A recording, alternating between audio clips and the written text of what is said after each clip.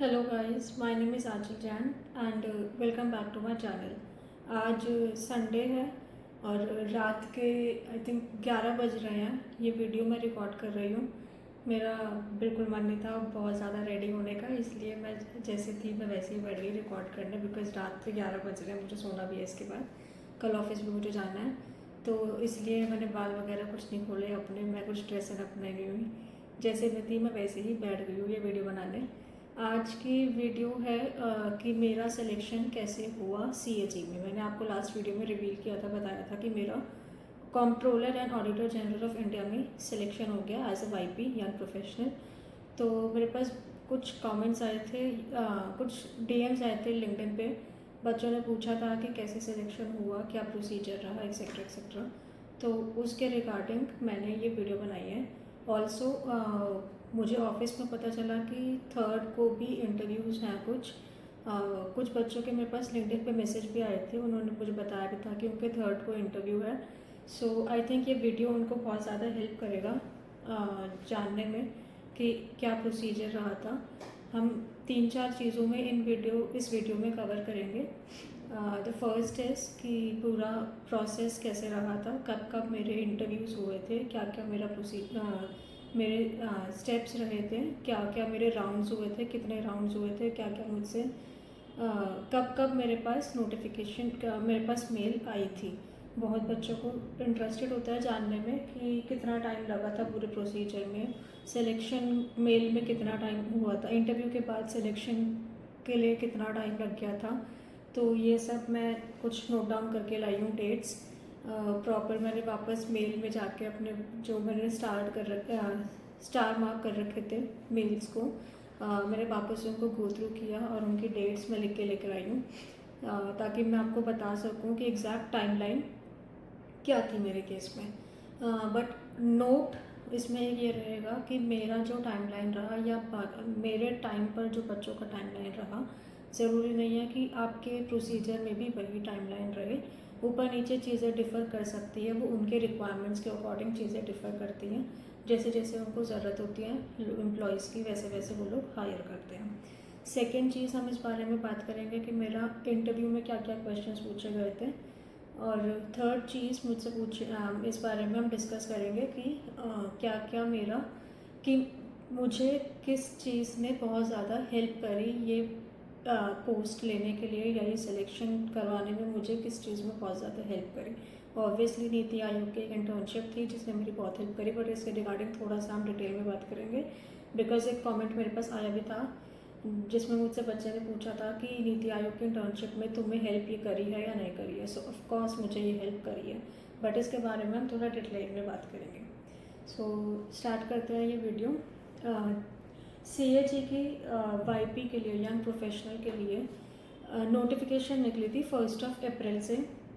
1 अप्रैल से लेकर 30 अप्रैल तक ये नोटिफिकेशन ओपन थी, हम इसके बीच में अप्लाई कर सकते थे। उसके बाद मेरे पास फर्स्ट इंटरव्यू के लिए शॉर्ट लिस्टेड का मेल आया था 29 मई को। सो आप आइडिया लगा सकते हैं कि ऑलमोस्ट 1 महीना मुझे लग गया था मेरे पास मेल आने के लिए that you are short listed for the first interview round. First interview round मेरा वर्चुअल राउंड हुआ था, कंप्यूटर पे मीट पे हुआ था मेरा, गूगल मीट पे। सो वो वर्चुअल इंटरव्यू राउंड था मेरा। और उसके बाद फिर मेरे पास फर्स्ट इंटरव्यू मेरा हुआ था 30 मई को। सो 29 को मेरे पास मेल आया और नेक्स्ट डे ही 30 को मेरा इंटरव्यू था। तो मेरे पास ज़्यादा टाइम नहीं था प्रिपेयर करने का, जस्ट 1 दिन का टाइम था, वो भी आधा दिन का टाइम था मैं ये बोलूँगी। तो नेक्स्ट डे ही मेरा इंटरव्यू का पहला राउंड था जो कि वर्चुअल हुआ था, मैंने घर से बैठ के दिया था। उसके बाद सेकेंड राउंड का मेरे पास मेल आया था कि you are short listed for this final and second round which was on, जो मेरे पास मेल आया था वो मेल आया था 4 जुलाई को। सो 4 जुलाई को मेरे पास मेल आया था कि आप शॉर्ट लिस्टेड हो सेकेंड इंटरव्यू के लिए। बट उससे पहले 30 मई के बाद 16 मई को, सॉरी नॉट 16 मई, 16 जून को मेरे पास एक कॉल आया था CAG से ही। उन्होंने मुझसे पूछा था कि आप CAG ज्वाइन करने के लिए रेडी है क्या, तो मैंने बोला yes sir, I am ready to join CAG। So उन्होंने ये ओके बोल के फ़ोन रख दिया। तो मैं तो बड़ी खुश हुई कि मुझे लगा मेरा सिलेक्शन हो गया, I am finally selected for the interview for the post for the job. But उसके बाद मैं बहुत देर तक वेट करती रही कि मेरे पास ऑफिशियल मेल आएगा, मेरे पास मेरी जॉइनिंग डेट आएगी, मेरे पास मेरा सिलेक्शन का मेल आएगा। बट वो बहुत टाइम तक नहीं आया। तो मैं बहुत टाइम तक वेट करती रही, मैंने किसी को बताया भी नहीं। मैंने सोचा हुआ था जब तक वो ऑफिशियल नहीं हो जाएगा तब तक मैं किसी को रिवील नहीं करूँगी। तो मैं बहुत टाइम तक वेट करती रही, नहीं आया। बट फिर फाइनली 4 जुलाई को मेरे पास मेल आया कि तुम सेकेंड राउंड के लिए शॉर्ट लिस्टेड हो। तो मेरा फाइनल सिलेक्शन तो नहीं हुआ था उस टाइम पर, मेरा पास सेकेंड राउंड के लिए मेल आ गया था।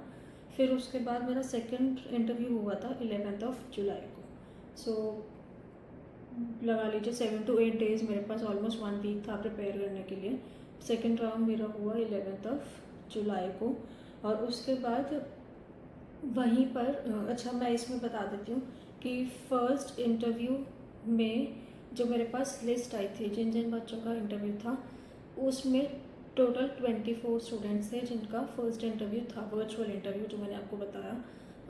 वो उसमें 24 बच्चे थे, बट वो मेरे विंग में थे। मैंने FNC में अप्लाई किया था, which is finance and communication wing. बहुत सारे विंग्स के लिए, विंग्स मतलब डिपार्टमेंट्स, जैसे नीति आयोग में बहुत सारे वर्टिकल्स होते हैं, ऐसे ही CAG में बहुत सारे विंग्स होते हैं, उनको विंग्स बोलते हैं वहाँ पे। तो बहुत सारे विंग्स के लिए पोस्ट आई थी, जिसमें से मैंने किया था FNC के लिए apply, which is finance and communication. अब फाइनेंस एंड कम्युनिकेशन और एक और विंग है RC, which is report centre. तो ये दोनों विंग्स मर्ज हो गए हैं, एक साथ चलते हैं और एक ही पर्सन इनको हैंडल करता है।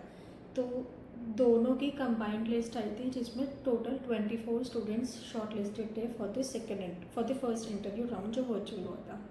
फिर उसके बाद जो सेकेंड इंटरव्यू था जो कि 11 जुलाई को था, उसमें जब मैं पहुंची थी वहाँ पर तो बहुत सारे बच्चे थे, बट वो सारे अलग अलग विंग्स के बच्चे थे।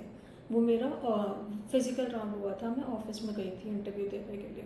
तो उसमें FNC में सिर्फ फाइनेंस एंड कम्युनिकेशन में, एक्सक्लूडिंग RC की बात मैं नहीं कर रही हूँ, FNC में टोटल 6 बच्चे थे इंटरव्यू के लिए, इंक्लूडिंग मी। तो मैं उसमें 6th पर्सन थी जिसका इंटरव्यू था। मैं मतलब I was the last one two have an interview if in FNC wing. तो 6 बच्चे को टोटल इंटरव्यू हुआ था, उसमें सेकेंड राउंड के लिए शॉर्टलिस्ट हुए थे। और उसके बाद उसी दिन मतलब अराउंड 12-12:30 मैं अपने इंटरव्यू से फ्री हो गई थी। बट उसके बाद मेरा एक टेस्ट हुआ था।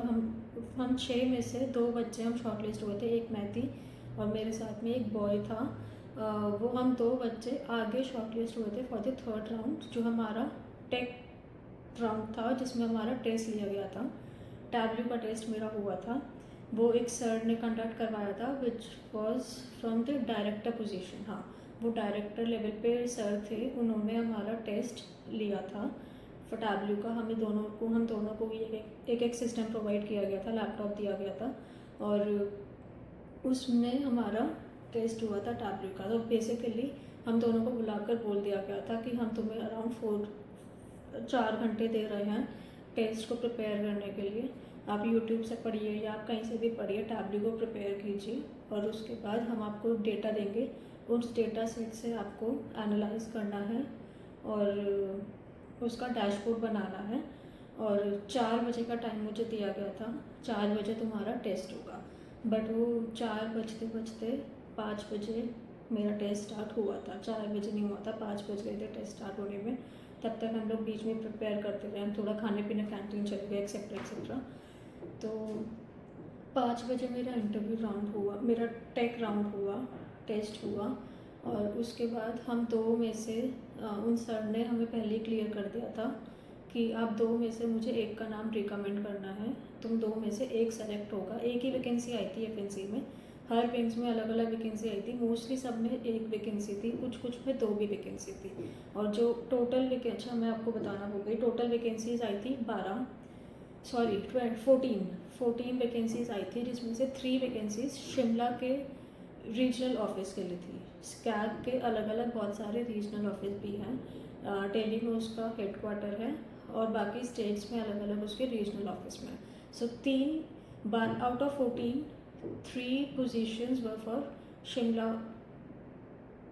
Building, Shimla office.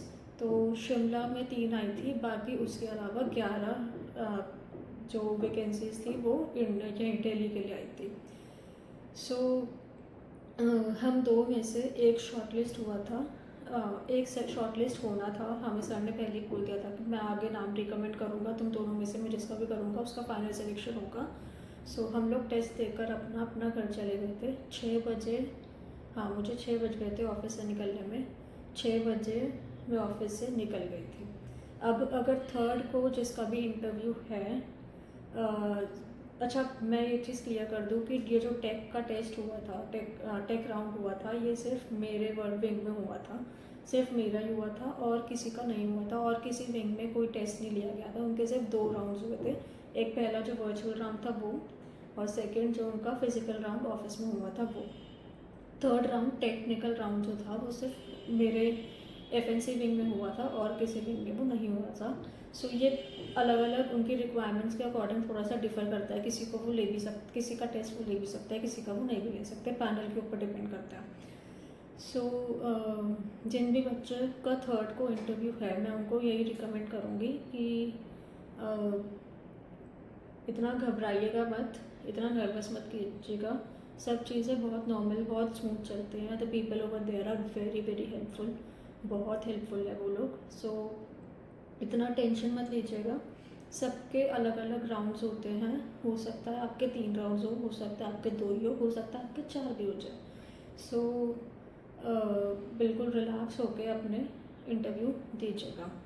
फिर उसके बाद तो ये हो गया है, ये जो मैं लिख के लाई थी ये हो गया है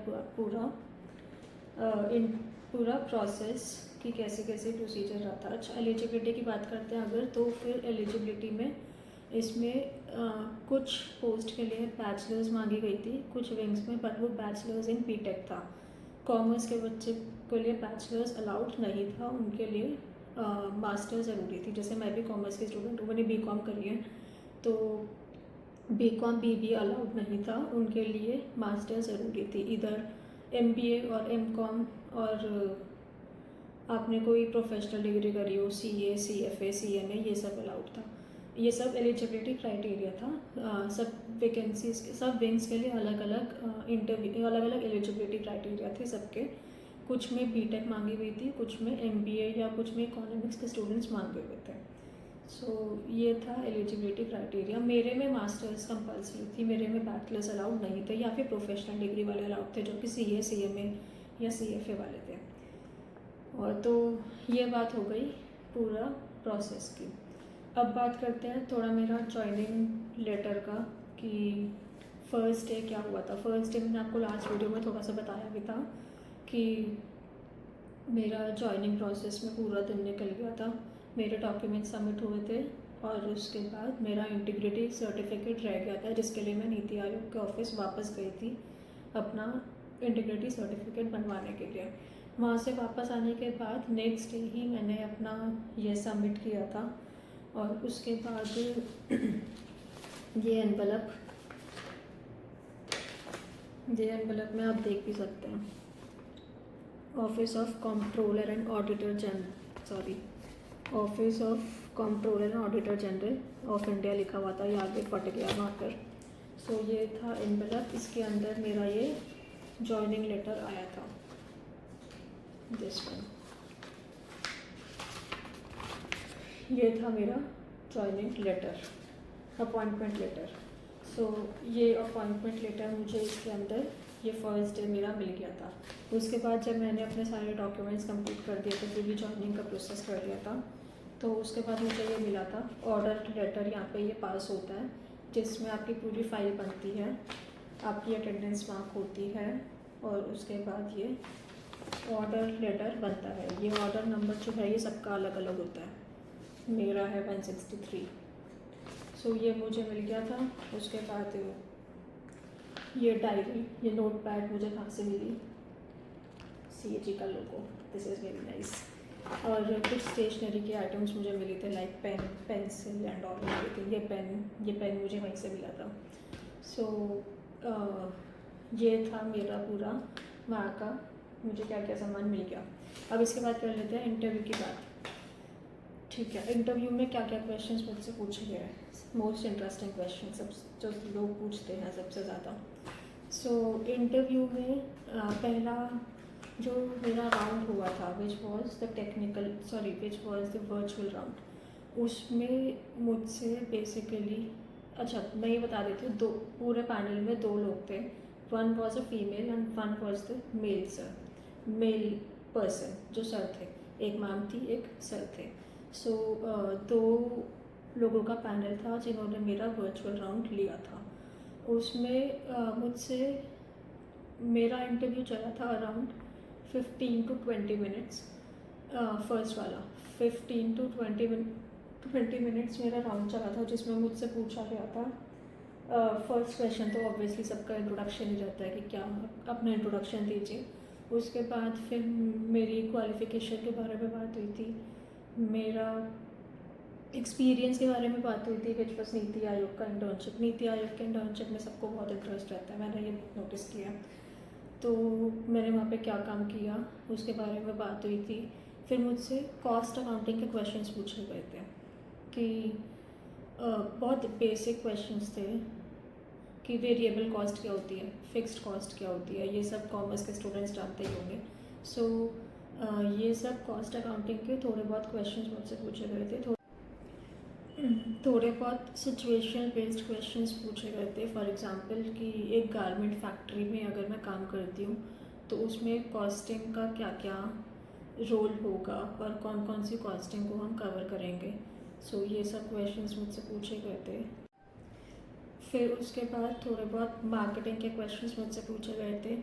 फिर थोड़े बहुत मुझसे ये पूछा गया था कि कॉस्ट अकाउंटिंग में और क्या क्या चीज़ें आती हैं। सो वो मुझे एग्जैक्टली याद भी नहीं था, मुझे काफ़ी टाइम हो गया था पढ़े हुए, तो मैंने थोड़ा बहुत ऐसे ही जो मुझे याद था मैंने भी एक से बड़ा आंसर कर दिया। बट उसके बाद उन्होंने मुझसे क्रॉस क्वेश्चन किया तो मैंने उनको बड़ा कन्विंसिंगली आंसर कर दिया। तो क्रॉस क्वेश्चन के बाद जो मैंने क्रॉस आंसर किया था वो बहुत कन्विंसिंग उनको लगा था, तो उसकी वजह से दे वर वेरी हैप्पी। मतलब मुझे एग्जैक्ट एक एक क्वेश्चन नहीं आता है। अपने नीति आयोग के इंटरव्यू एक्सपीरियंस में मैंने बिल्कुल एक एक एग्जैक्ट क्वेश्चन बता दिया था, क्योंकि मुझे याद था उस टाइम पर कि मुझसे क्या क्या पूछा गया था। बट इस इंटरव्यू में बहुत लंबा टाइम हो चुका है, तो इसलिए मुझे याद नहीं है कि क्या क्या क्वेश्चंस मुझसे पूछे गए थे। इसलिए मैंने आपको एक ओवरऑल पिक्चर दे दिया, ओवरऑल व्यू दे दिया है कि क्या क्या मुझसे क्वेश्चंस पूछे गए थे। तो ये 15 से 20 मिनट का ये इंटरव्यू राउंड चला था। उसके बाद सेकंड राउंड जब हुआ था which was physical round. Physical round में मैं, जैसे मैंने बताया, मैं 6th पर्सन थी इंटरव्यू देने के लिए, मेरा लास्ट था मेरे विंग में। तो वो बहुत ही शॉर्ट इंटरव्यू था, 5 मिनट्स का, मैक्सिमम 5 मिनट्स वो इंटरव्यू चला, जिसमें उन्होंने क्वालिफ़िकेशन के बारे में कुछ बात नहीं करी। फर्स्ट क्वेश्चन ऑब्वियसली भाई इंट्रोड्यूस योरसेल्फ, मैंने इंट्रोड्यूस किया। उसके बाद मेरे इंटर्नशिप के बारे में बहुत डिस्कस हुआ। मैंने नीति आयोग में जो काम किया है वो, और उससे पहले मैंने गीतांजलि लिमिटेड में भी काम किया हुआ है, गीतांजलि सैलून में, तो उसके बारे में मुझसे पूछा गया। तो ये दो इंटर्नशिप्स के बारे में काफ़ी, मतलब मेरा main interview, overall main interview इसी पे ही चला, उसमें भी मेन नीति आयोग के इंटर्नशिप में। तो तो ये इंटर्नशिप का एक्सपीरियंस के बारे में मुझसे पूछा गया।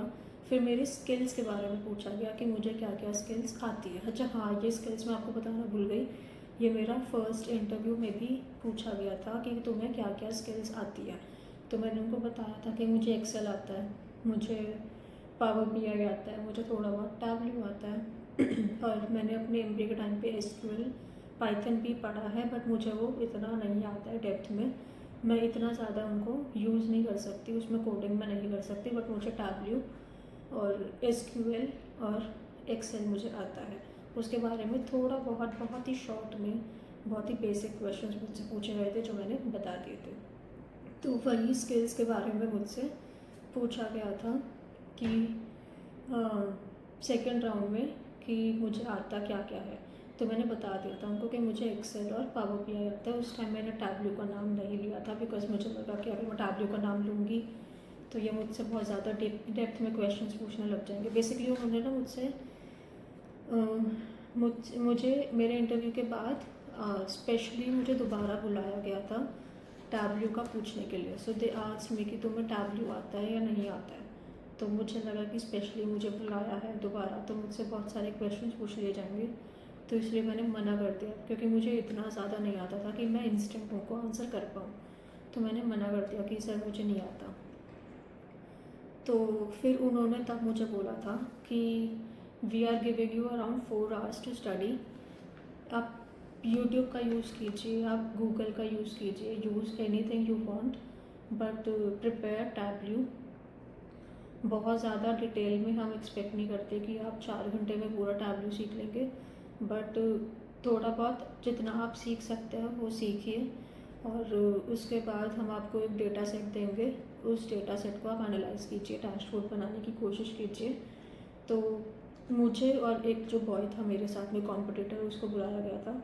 हम दोनों से ये चीज़ बोली गई थी कि तुम्हारा टेस्ट होगा एट 4 o'clock, और उसके बाद वी विल डिसाइड कि किसका फाइनल सिलेक्शन होता है। तो बेसिकली उस टाइम मुझे आइडिया लग गया था कि हम 2 में से कोई एक सिलेक्ट होने वाला है, बाकी के जो 4 थे वो तो रिजेक्टेड ही थे।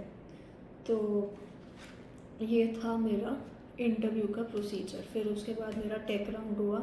टेक राउंड में हम दोनों को एक लैपटॉप प्रोवाइड किया गया, हमें डेटा सेट दिया गया, हमें अलग अलग बिठा दिया गया आगे पीछे, और हमारा फिर हमसे जितना हुआ हमने एनालाइज़ किया। We were on the same boat, और उसको जितना आता था वही मुझे आता था। हम दोनों ने थोड़ा बहुत साथ में प्रिपेयर किया था बैठकर, तो उसको भी ज़्यादा नहीं आता था, मुझे भी ज़्यादा नहीं आता था, बट हमने दोनों ने मिलकर हमने टेस्ट दे दिया, और फाइनल सिलेक्शन मेरे पास thankfully for the god sake मेरे पास 6 अगस्त को मेरे पास सिलेक्शन मेल आ गया था कि यू आर सेलेक्टेड। और फिर उसके बाद 8 को मैंने ज्वाइन किया था वहाँ पर। सो 8 को मैंने ज्वाइन किया था, और आज 29 है, आई थिंक 30th है, हाँ 30th है। तो मोर देन 20 days मुझे हो गया वहाँ पे काम करते हुए। अब बात करते हैं कि किस चीज़ ने मुझे बहुत ज़्यादा हेल्प करी ये इंटर्नशिप लेने में। सो गाइस, तो भाई नीति आयोग की इंटर्नशिप ने मुझे बहुत ज़्यादा हेल्प करी है ये इंटर्नशिप लेने में। ऐसा नहीं है कि बाकी जो बच्चे सेलेक्ट हुए सब ने गवर्नमेंट इंटर्नशिप्स करी हुई थी, सबके पास एक्सपीरियंस बहुत अच्छा था, ऐसा नहीं है।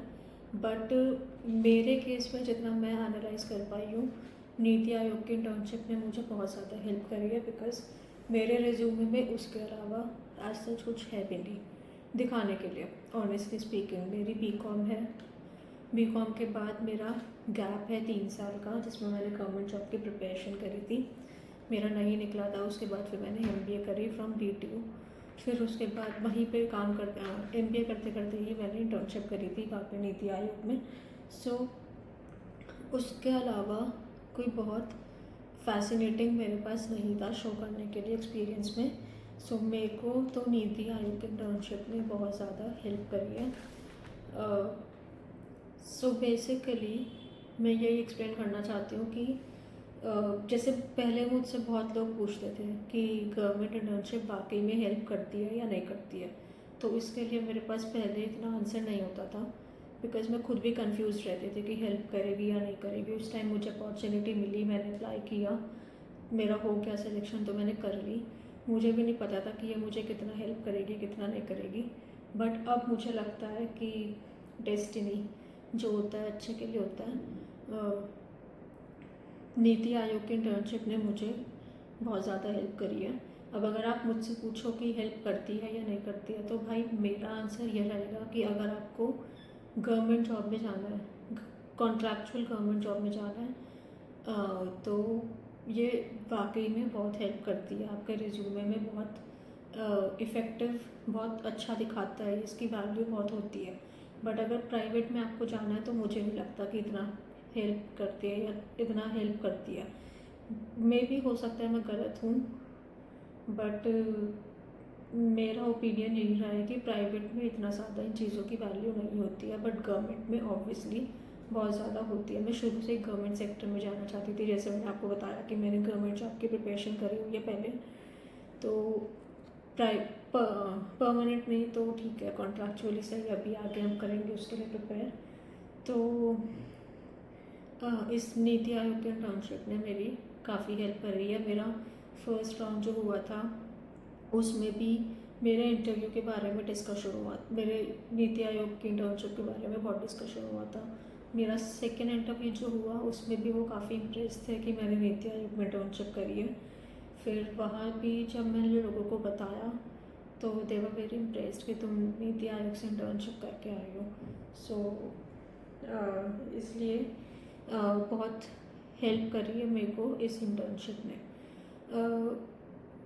तो बस मेरा यही कहना है कि ऐसा तो नहीं है कि इसकी वैकेंसी, CAG की वैकेंसी दोबारा बहुत जल्दी आ जाएगी।